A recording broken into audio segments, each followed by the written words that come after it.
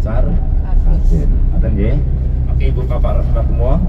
Insyaallah besok kita perjalanan ke Jeddah, ya, kemudian nanti proses kepulangan. Insyaallah nanti untuk jam-jam dan lain-lainnya kita tulis di grup nanti. Oke Ibu Bapak, kita manfaatkan ke sedikit waktu yang akan ada berada di kota Madinah. Ya, mudah-mudahan penuh hikmah, kita bisa berziarah, kita berbanyak ucapkan salam dan sholawat kepada baginda Rasul, dan insya Allah nanti mudah-mudahan kita diberikan badal untuk bisa mengulang setiap tahun dan sesering mungkin. Amin amin Allahumma amin. Dan paling penting, sepulang haji semakin banyak hikmah yang bisa kita dapatkan. Seperti dalam peperangan Uhud ini, saya rasakan panas sekali sampai kepala kan. Ini Ibu Bapak, ini adalah area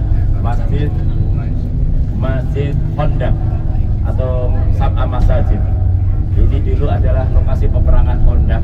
Peperangan Khandaq di mana pasukan kufar Quraisy ini menyerang kaum muslimin ini membawa 10.000 pasukan. Sampai akhirnya Rasulullah mengajak musyawarah para sahabat. Ada seorang sahabat yang berasal dari Persia, ya, yang bernama Salman Al-Farisi. Persia itu sekarang jadi negara apa Ibu Bapak? Iran. Menjadi negara Iran, ya. Itu adalah dulu negara adidaya pada saat itu. Karena sudah punya pengalaman peperangan, Salman Al-Farisi ini kemudian mengusulkan membuat satu, apa itu namanya, parit, menggali parit yang luas, yang panjang, agar parit ini diloncati kuda tidak bisa, apalagi orang. Sampai dalam kisah peperangan Khandaq ini ada yang pakai tangga di ini dijatuhkan, begitu orangnya kok mau lewat sudah ditebas oleh kaum muslimin.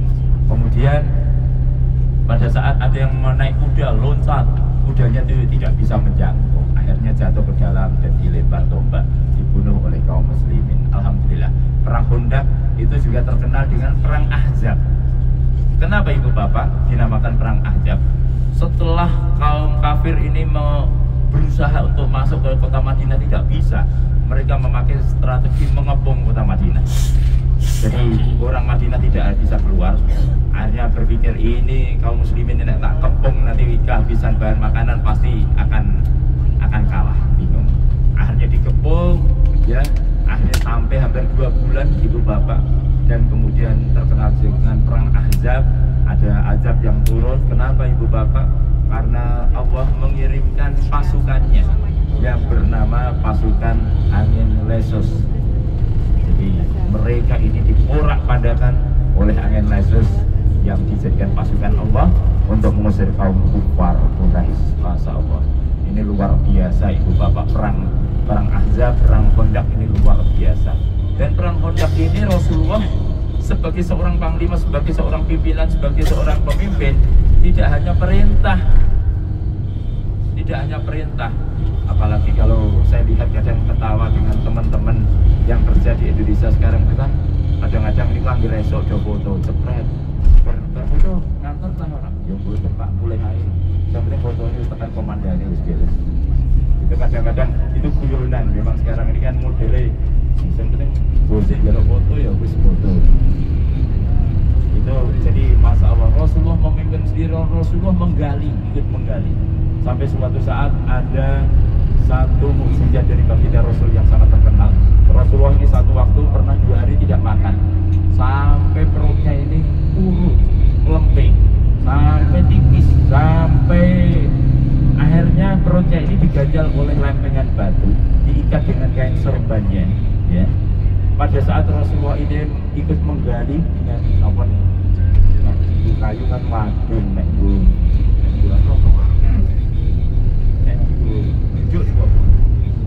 nek madun, linggis kan cendewo, ganco, ya ngangkat ganco ini. Pada saat nyangkut ganco ini terbuka pakaiannya, terlihat perutnya ini ada batu yang diikat oleh sahabat ini melihatnya, hanya menyimpulkan, waduh ini Rasulullah ini kelaparan, sedang lapar. Kemudian lari pulang mencari istrinya ditanya, istriku yang cantik, engkau punya apa hari ini?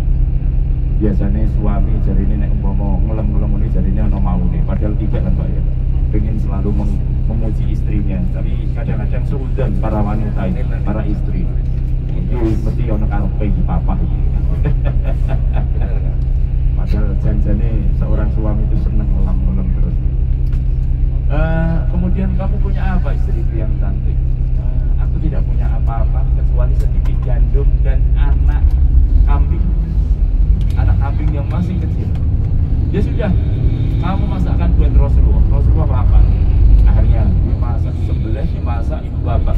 Begitu sudah matang, akhirnya Rasulullah didatangi oleh sahabat Nabi, dibisiki pelan-pelan. Karena hanya satu ekor kambing kecil, kemudian sedikit gandum, disiki, ya Rasulullah, takut nanti para sahabat dengar, istriku masak untukmu ya Rasul. Silahkan aku ajak engkau pulang ke rumah untuk papa. Apa yang terjadi? Rasulullah naik ke sebuah batu besar, kemudian berteriak, wahai para sahabatku, ayo ini cara Jawa nih, ayo mayoran, mayoran. Iki ono undangan mayoran, ono sing masakno, masak geden. Sahabat tadi sampai pucat pasti bingung, padahal ada ratusan sahabat yang ada di situ. Sehingga cerita kemudian betul semuanya datang. Sahabat yang tadi mengajak Rasulullah tidak berani membantah karena dengan Rasulullah. Tapi apa yang terjadi? Rasulullah sudah sangat paham. Kemudian apa? Rasulullah yang membagi makanan tersebut.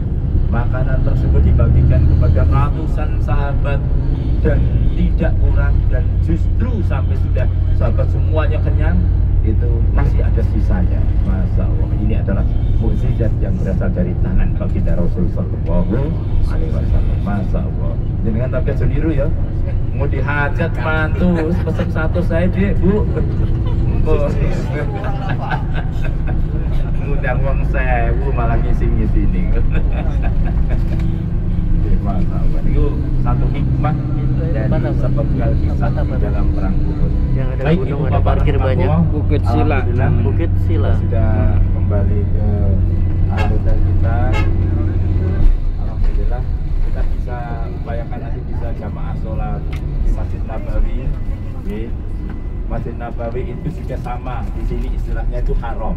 Jadi kadang-kadang ada orang mama saya bilang nanti kita ke haram jam sekian. Nah, ngerti nih, lupa kok haram. Padahal haram itu baik haram Madinah maupun haram Mekah sama. Alhamdulillah, mudah-mudahan banyak hikmah dan manfaat. Ibu bapak mudah-mudahan tetap sehat, dan ini di akhir ziarah kita. Sekali lagi saya mau berdoa untuk kesembuhan dan kesehatan Ibu Siti Maryam yang masih berada di rumah sakit Jeddah. Alhamdulillah beliau sudah sadar, tapi beberapa alat belum bisa dilepas. Kalau kemarin koma nggak sadar, alhamdulillah sudah sadar. Kemarin diajak komunikasi juga sudah nyambung, sampai beliau bilang, "Loh, aku mau umroh kok malah di sini," sampai gitu. Jadi sudah alhamdulillah. Mudah-mudahan Allah sehatkan, sembuhkan, dan bisa melaksanakan umroh. Karena yang rombongannya besok habis subuh sudah harus pulang. Kita insya Allah besok jam 2, yang rombongannya besok habis subuh sudah harus pulang. Oke Ibu Bapak, mudah-mudahan beliau disehatkan kembali dan bisa melaksanakan. Amin, amin. Bagaimana Amin, amin, amin. A'udzubillahi minasyaitonir rajim. Bismillahirrahmanirrahim.